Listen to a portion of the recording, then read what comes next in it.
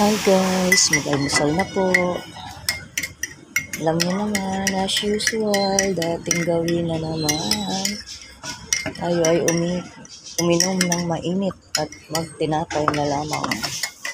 Magtitinapay na lang ako guys kasi ito lang ang meron kami.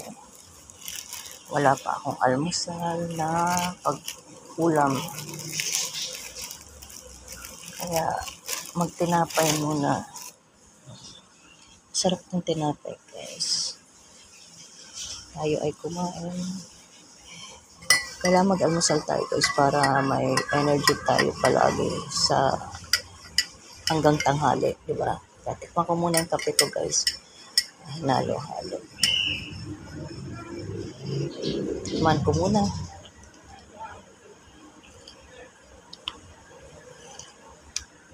Masarap guys ang aking kape. Sarap ang aking kape guys. Kaya kape na rin kayo. Palamantay. Meron ako ditong alam nyo na cheese spread. Kalahati lang ginagamit kong tasty guys kasi ganyan lang ako magpalang. Ayaw kong magkasaklog. Gusto ko hinahati ko.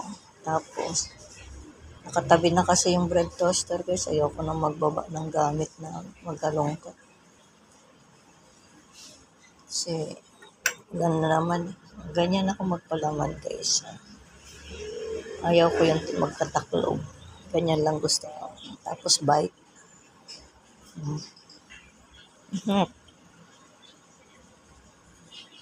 Tapos, yun nang mainit. Hindi nakapag-almusal na.